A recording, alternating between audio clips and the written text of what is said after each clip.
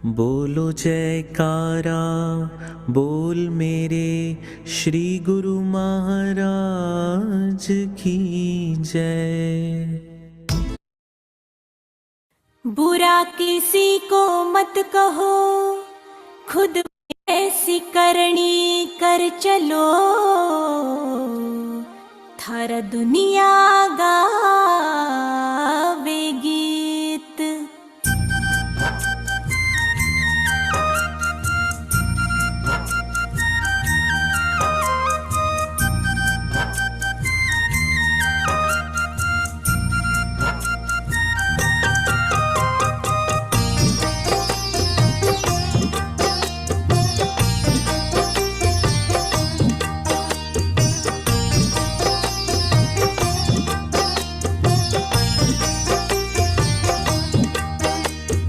मनुष्य जन्म अनमोल रे, इसे मिट्टी में मत घोल रे। अब जो मिला है फिर न मिलेगा, कभी नहीं कभी नहीं कभी नहीं रे। मनुष्य जन्म अनमोल रे, इसे मिट्टी में मत घोल रे। अब जो मिला है फिर न मिलेगा, कभी नहीं कभी नहीं कभी नहीं रे। राम नाम तू बोल रे, जीवन में रस घोल रे। अब जो मिला है फिर न मिलेगा, कभी नहीं कभी नहीं कभी नहीं रे।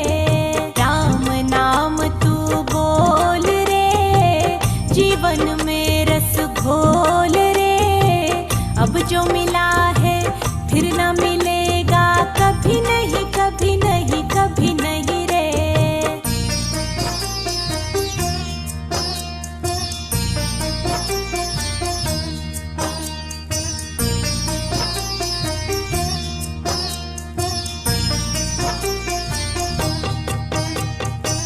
तू है बुलबुला पानी का, मत कर रे जोर जवानी का।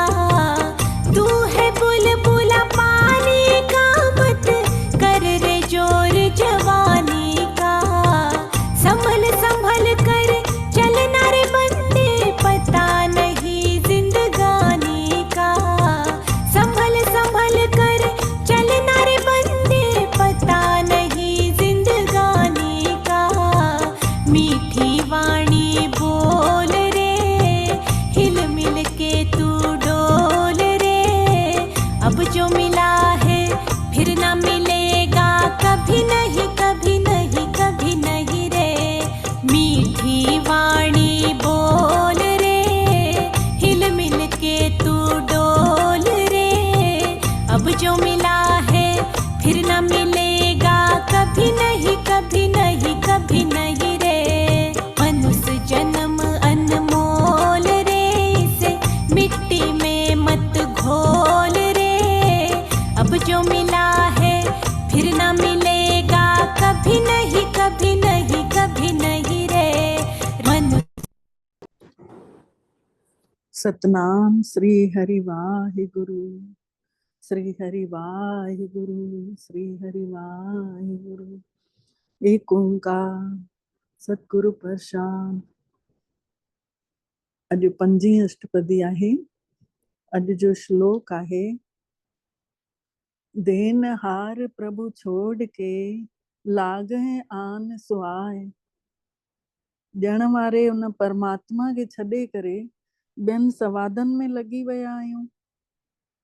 नानक कहु न सीझे, बिन नावे पत जाए। ऐं नानक इन्हनि जे कढ लॻदे बिना नाम जे अगरि हलंदव त पंहिंजी इज़त पाण विञाईंदासीं। ॾियण वारे दातार खे विसरी करे ॿियनि में सवाद वठूं था पिया, ॿियनि शयुनि में वञी मगन था थियूं।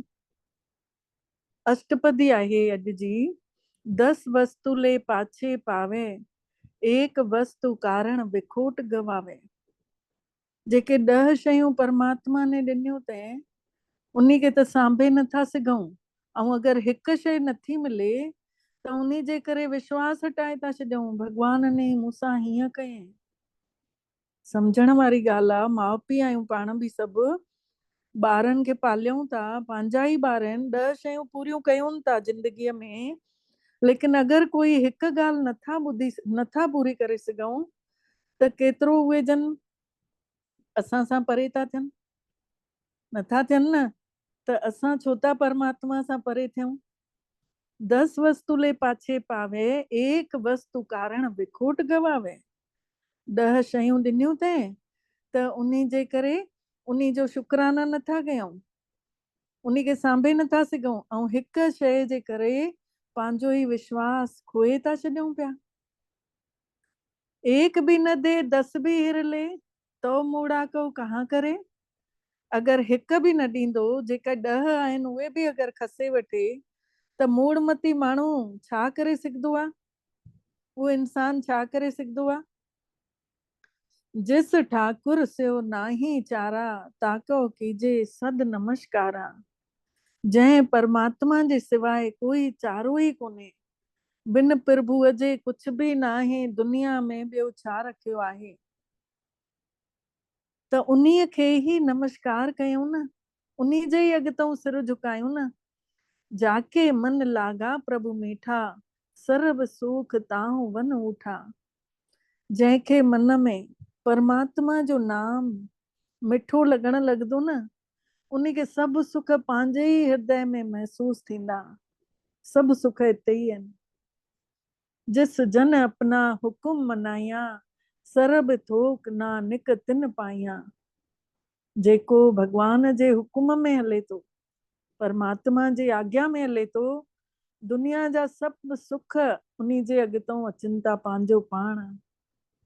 सरब सुख नानक तिन पाया, सभु पदार्थ उन्ही जे अॻितों पहुचनि था पिया पंहिंजो पाण। गुरु साहिब जन फरमाइनि था, नानक खे सम्झाणी था ॾियनि, ऐं नानक जेको नाम जे हुकुम में हले थो, उन जे अॻितों दुनिया जा सभु सुख पाण ई अची विछड़ी था वञनि। अगनत साहू अपनी दे रास, खात पीत वरदे आनंद उल्लास। अनगिनत शयूं ॾिनियूं अथई असांखे, एॾो संसार रचायो अथई जंहिंमें अनगिनत शयूं आहिनि। खाईंदे पीअंदे हलंदे चलंदे उमंग उत्साह असांजे अंदरि वधी थो वञे। उन्हनि शयुनि खे भोॻियूं था त उन खे खाऊं पीऊं था त असांजे ई अंदरि उमंग उत्साह केॾो वधियल थो हुजे पियो। अपनी अमान कछु बहुर साहू लई, अज्ञानी मन रोष करे। अगरि उहो पंहिंजी अमानत असांखां घुरे थो त अज्ञानी माण्हू जेके आहिनि उहे नाराज़ छो था थियनि पिया? अमानत ॾिनी अथई असांखे, उन अमानत ॾिनी अथई। ॿार घर में पैदा थिए थो त चऊं था न उन भगवान जी कृपा सां असांजे घर में बेटो आयो आहे, या चवंदा आहियूं असांजे घर में लक्ष्मी आई आहे। पर भगवान जी कृपा सां चवंदा आहियूं न त उन जी अमानत थी न। पोइ जंहिं महिल उहो वठे थो त अज्ञानी इंसान पोइ उन खे नाराज़ था थियनि पिया। अपनी प्रतीत आप ही खोवे, पंहिंजो विश्वास, पंहिंजी प्रीत, पंहिंजो पाण विञायूं था पिया। बहुरी उसका विश्वास न होवे, पोइ वरी उन जे मथां विश्वास ई नथा कयूं पिया। जिसकी वस्तु तिस आगे राखे, प्रभु की आज्ञा माने माथे। जंहिंजी शइ ॾिनल आहे उन जे अॻितों रखूं, उन जी आज्ञा असांजे सिर आंखों ते, असांजे मथे ते। चवंदा आहियूं न, ज्यों राखे त्यों रहिए, जीअं रखांव तूं तीअं रहणो अथव। त प्रभु की आज्ञा माने माथे छड़ो पढ़ूंसि था न, उन खे हंडायूं त सही न पंहिंजे दिलि में। तेरा भाणा मीठा लागे, तूं जेको कंदे उहो मिठो लॻंदो। त हर सीन असांखे संसार जी मिठी लॻण घुरिजे न। उस्ते चौगुन करे निहाल, नानक साहिब सदा दयाल। उन्हीअ माण्हूअ जे मथां 4 गुणा दया महर कंदो आहे, निहाल कंदो आहे उन खे। चौगुना निहाल, नानक साहिब सदा दयाल। ऐं नानक उन्ही जे मथां पाण दयाल करतार महर करे वेठो आहे। अनेक भात माया के हेत, माया जा केतिरा प्रकार हलनि था। कोई प्यार में फासाए थो, कोई कहिड़े रूप में फासाए थो। सर पर होवत जान अनेत, जॾहिं की पतो आहे इहो नित रहण वारो त कोन्हे। सुंदर रूप ॾेखारे करे पंहिंजे अॻितों फासाए थी माया। विरक की छाया सेव रंग लावे, व्यर्थ जी ॻाल्हियुनि में छो पंहिंजो मन लॻायो था, छो रंग चढ़ेव थो व्यर्थ जी उनमें, उन्ही खे ई छांव था सम्झूं। ओ बिन से ओ मन पछतावे, पोइ जंहिंमहिल कर्म जमा था थी वञनि, विनाश थो थिए, बुरा बुद्धि ढकिजी थी वञे, पोइ पछतायूं था पिया कि असां इहो समय फालतू विञायोसीं, असांखे इहो बर्बाद न करणो हुयो। जो दिसे सो चालण हार, जेको आहे इन महिल उहो हलण वारो त आहे कोन। जेको नज़र अचे थो सभु कुझु उहो हलण वारो त आहे कोन।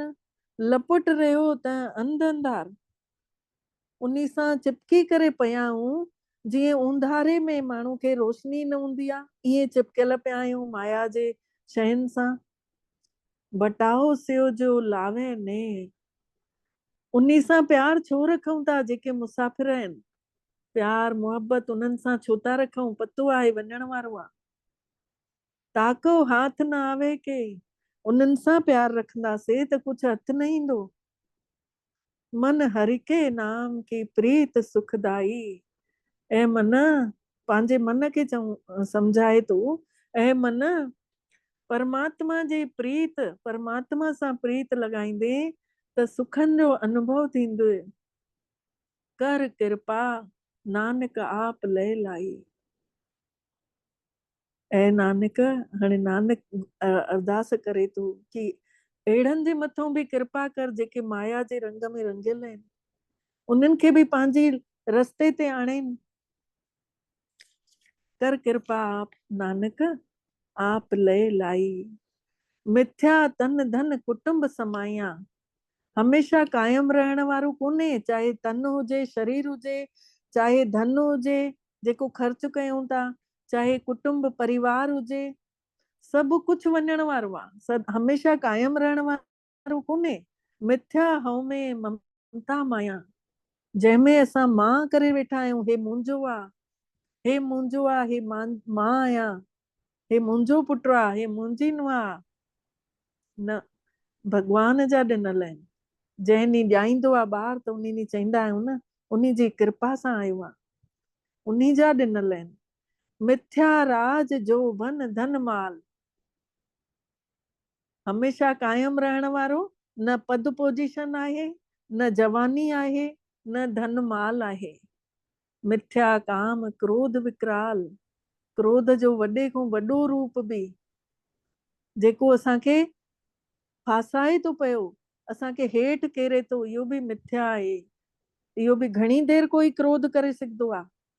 मिथ्या रथ अस्ति अस वस्त्रा, चाहे रथ आहिनि, हाथियूं घोड़ा आहिनि, चाहे कपिड़ा आहिनि, सभु व्यर्थ आहे।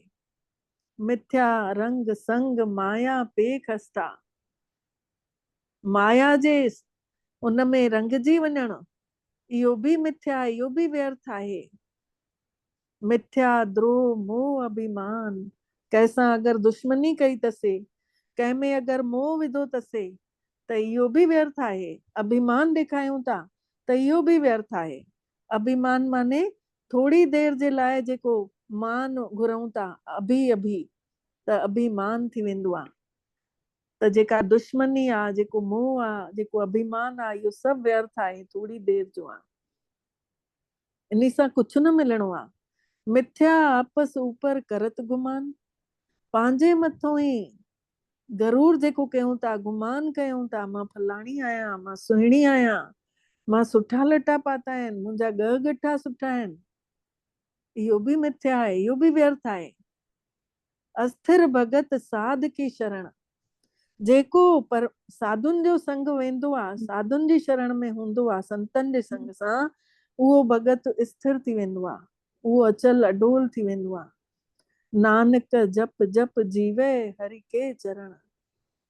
ऐं नानक हे जीव जेको आहे अगर परमात्मा जो नाम सिमरण कंदो उन्हीं जे चरणन में वेंदो त उन्हीं जो निस्तारो जरूर थींदो, उन्हीं के रस्तो जरूर।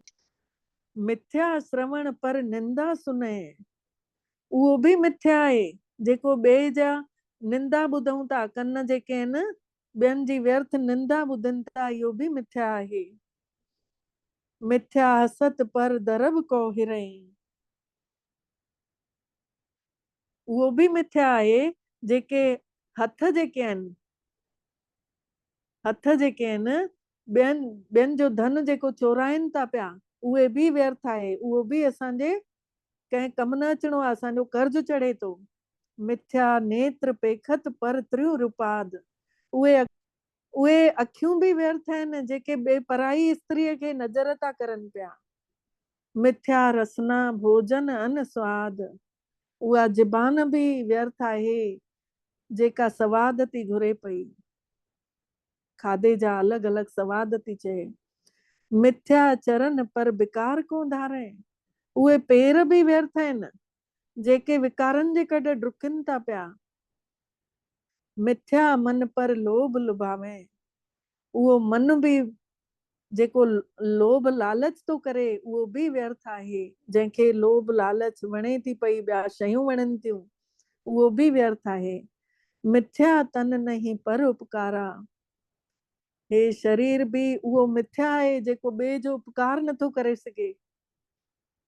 मिथ्या बास लेत विकारा, उन्हीं जे अंदरों विकारनि जी बदबू ईंदी आहे, शरीर जे अंदरों जेको ॿिए जो उपकार न कंदो आहे। बिन बूझे मिथ्या सब भय, बिना समझे सब मिथ्या आहिनि, कन हथ अखियूं जिभ पेर मन सब वर्णन ॿुधाए न, बिना समझे सब व्यर्थ आहिनि। सफल दे नानक हरि हरि नाम ले, उहो शरीर सफल आहे जेको परमात्मा जे नाम में रंगजंदो तो वञे, जेको परमात्मा जे नाम जो सिमरण करे थो, जंहिंजा पेर भगवान जे घर ताईं वञनि था, जंहिंजा कन भगवान जूं ॻाल्हियूं ॿुधनि था, जंहिंजूं अखियूं उन्हनि जा शास्त्र पढ़नि थियूं, जंहिंजो मुंहुं उहे बखान करे थो अमृत वचन, उहे सभु सफल आहिनि। विरथी साकत की यार जा, जेको इंसान आहे उन्हीं जी उम्र व्यर्थ में वेंदी थी वञे पई।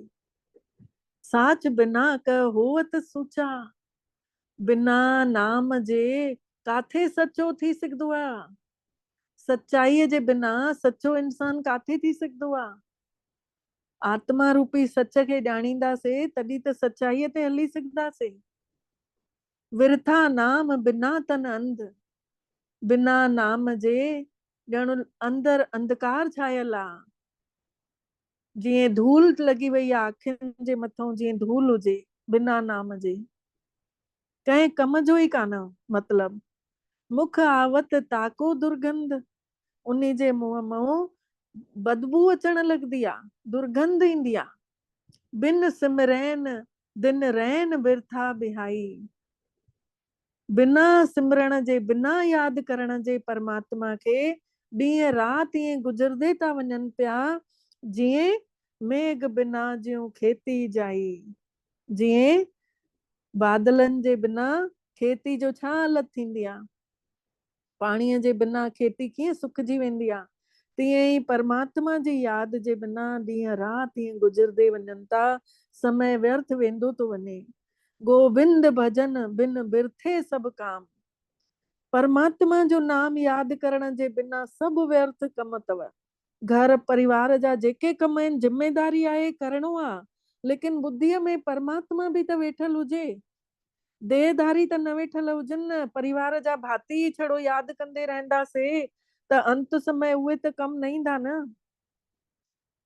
जियो किरपन के निरारथ धाम, जीअं कंजूस वटि पैसो हुजे त उहो व्यर्थ आहे, कंजूस माण्हू ख़र्च ई न करे सघंदो त व्यर्थ आहे न। त ईअं ई असां वटि अगरि ज्ञान रूपी धन आहे ऐं असां ज्ञान खे यूज़ नथा कयूं, ॿुधूं अथा सभिनी सत्संगनि में वञी पर घर जो कमकार कयूं था तंहिंमहिल उन परमात्मा जी वाणीअ खे यादि नथा कयूं, उन परमात्मा जे स्वरूप खे यादि नथा कयूं, उन को शक्ति नथा वठूं त उहो कमु कीअं थींदो, निष्फल थींदो। धन धन ते जन जे घट वसियो हरि नाम, नानक ताके बल बल जाऊं। उहे इंसान धन्य आहिनि जंहिंजे मन में उहो उन्ही जे मन में अंदर में विचारनि में वास करे तो परमात्मा जो स्वरूप, उहे माण्हू धन्य आहिनि। नानक ताके बल बल जाऊं, ऐं नानक मां त उन्ही जे मथां सदके वञा, उन्ही जे मथां बलिहार वञा जेके मूंखे पंहिंजे हृदय में हंडाए रखियो अथऊं, जंहिं मुंहिंजे स्वरूप खे हमेशह यादि करे रखियो अथऊं।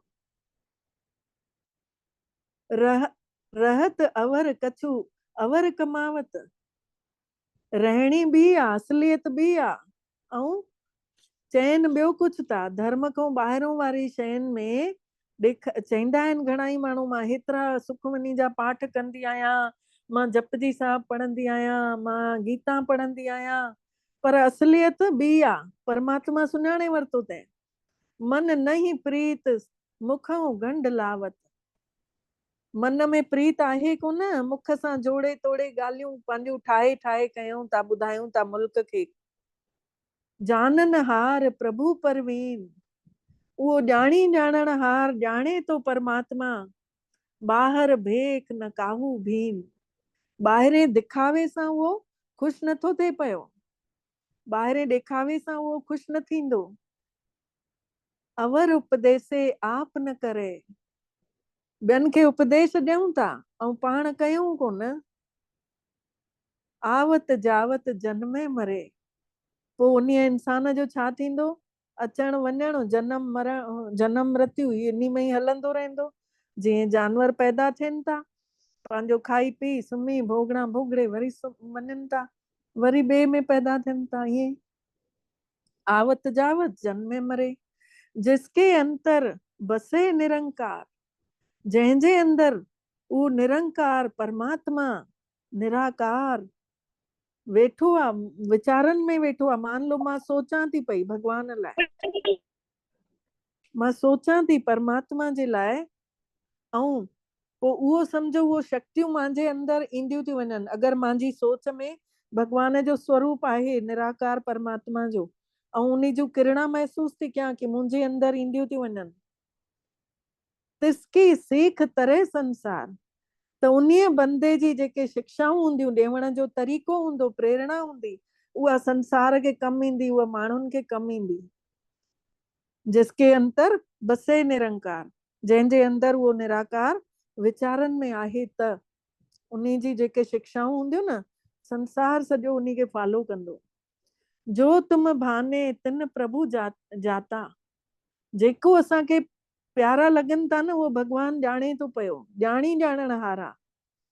नानक उन जन चरण पराता, ऐं नानक मां उन जे चरणनि में आहियां, जेको मूंखे अंदर ई अंदर प्यार लॻनि था, जेके मूंखे प्यार करनि था।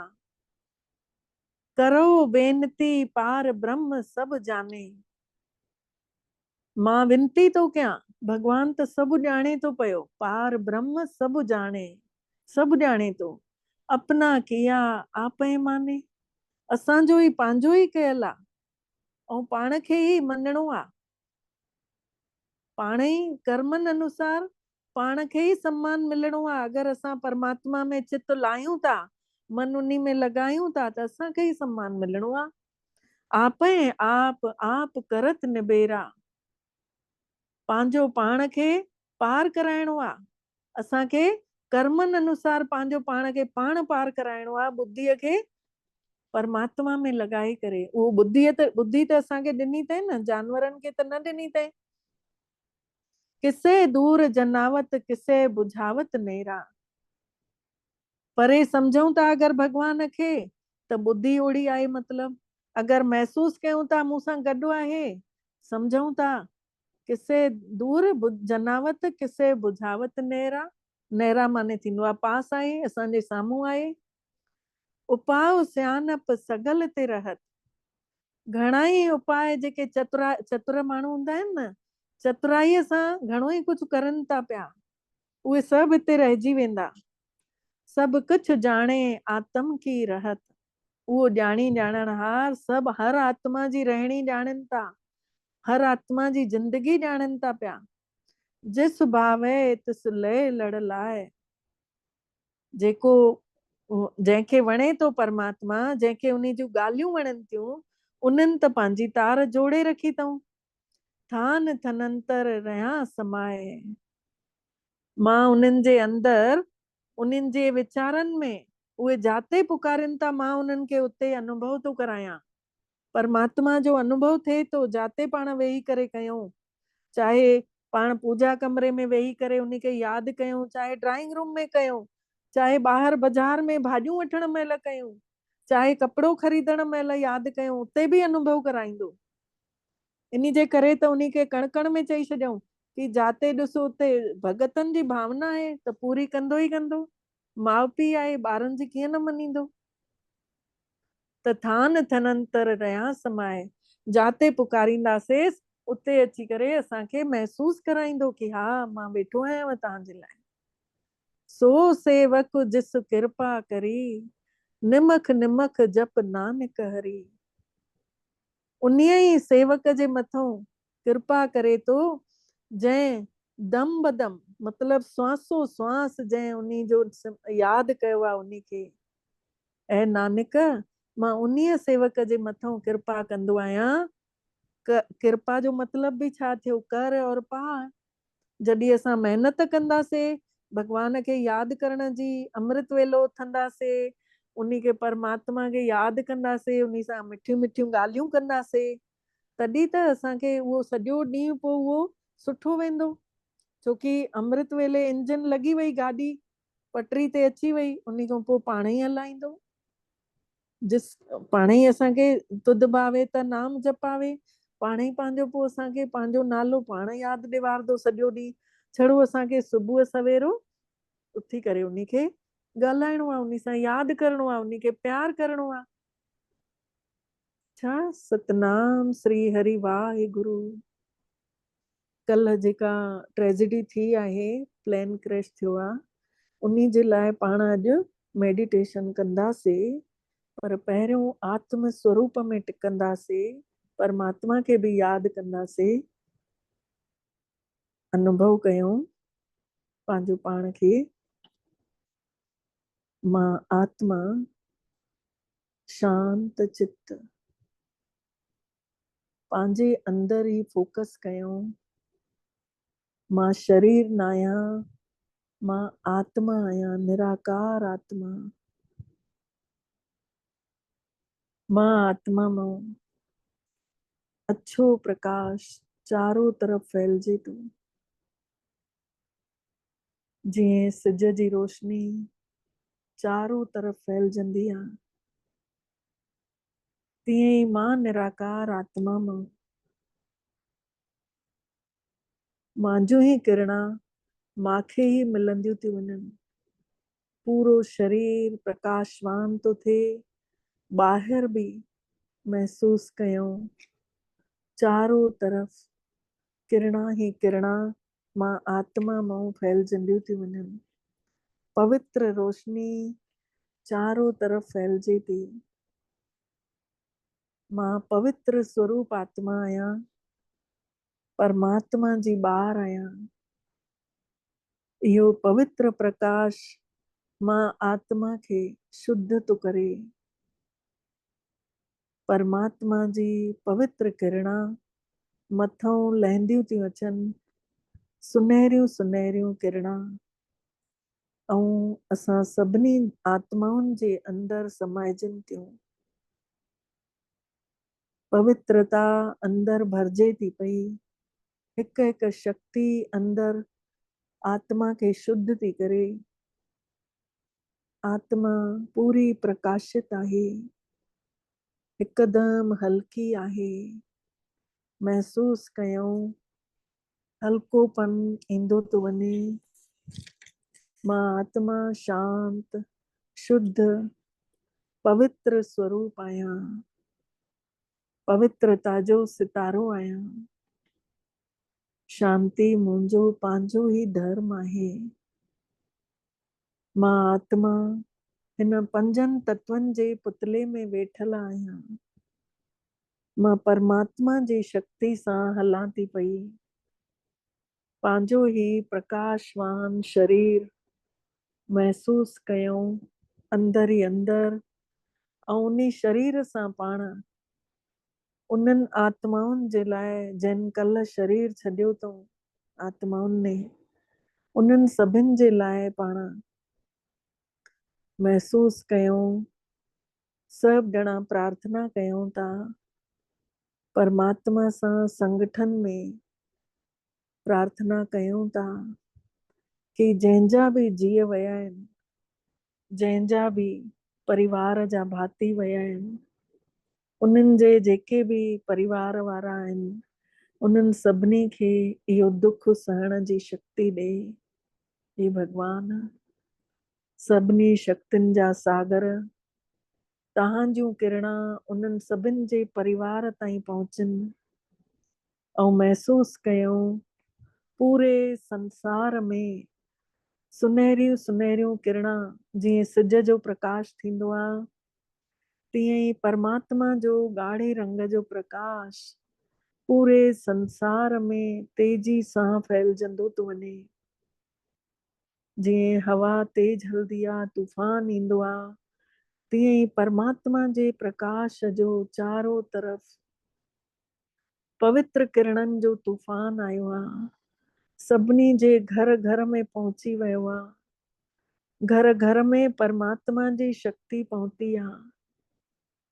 जंहिंजे घर में ॿुढड़ा आहिनि, उन्हनि खे बि अंदर ई अंदर ताक़त मिले थी। के बीमार आहिनि घरनि में, उन्हनि खे शक्ति मिले थी।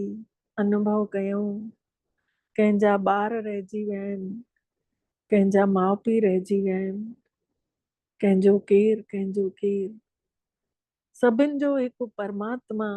तुम मात पिता हम बालक तेरे, तुमरी कृपा में सुख घनेरे। तू ही मात पिता आहीं, तू ही सभु कुझु आहीं, सभिनि खे सुख ॾींदे तू ही। मिठड़ा बाबा, असां सभिनी खे अहिड़ी ताक़त ॾे जी मन जी सेवा सां उन्हनि बंदनि ताईं इहा ताक़त पहुचाए सघूं।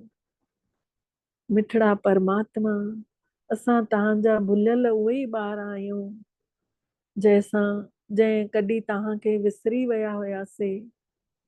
महसूस कयूं पाण परम पिता परमात्मा चारों तरफ ॻाढ़े रंग जूं किरणा मथऊं ॾींदे था वञनि। सॼो संसार शक्तिशाली थो थिए। संसार में रहण वारो हिकु हिकु बंदो परमात्मा जी शक्तिअ खे अनुभव थो करे सघे। सभिनी जे निरड़ ते इहो परम पवित्र प्रकाश पवंदो थो वञे। जेका आत्मा नज़र अचे उन्ही खे शक्ति मिले थी। असांजी दृष्टि मटिजंदी त सृष्टि मटिजंदी। असांजो ॾिसण जो नज़रियो मटिजंदो त नज़ारा मटिजी वेंदा। शरीर उहो ई आहे, आत्मा खे ज्ञान मिलियो आहे।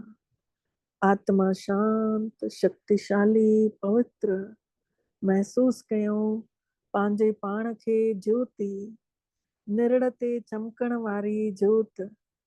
मां जोत आत्मा, हिन शरीर खे हलाइण वारी शक्ति। हे शरीर हिकु गाॾी आहे, मां आत्मा ड्राइवर आहियां। पंहिंजी आत्मिक स्थिति जो अनुभव कयूं था। मिठड़े बाबल खे पूरी तरह सां दिल सां सच्चे प्यार सां महसूस कयूं, उन्ही सां मनी मन ॻाल्हायूं। ऐं मां आत्मा मिठड़े बाबल खे शुक्राना ॾियूं हिन देह में वेठे वेठे कि तव्हां असां सभिनी खे अहिड़ी मन जी सेवा कराइजो, अहिड़ी ताक़त भरीजो जो सॼो ॾींहुं उन्हनि आत्माउनि जे लाइ सुठा वाइब्रेशन असां मोकिले सघूं। उन्हनि आत्माउनि जे घर परिवार वारनि खे मन खे शांती अचेनि, मन में ताक़त भरजेन। मिठड़ा बाबा तहां ई आयो रहमतन जा सागर, तहां ई दया जा सागर आयो। उन्हनि जे मथां तहां ई दया कंदव, तहां ई सुकून ॾींदव। मिठड़ा बाबा तहांजा बारंबार शुक्राना जे तहां असां सभिनी खे अची करे अहिड़ो एहसास करायो। ऐं तहां सभिनी फ़रिश्तनि खे बि शुक्राना जे तहां सभु समय कढी करे इन वाणीअ खे ॿुधो था। ऐं मूंखे पूरी उमेद आहे कि पंहिंजे दिलि में इन वाणीअ खे हंडाईंदव।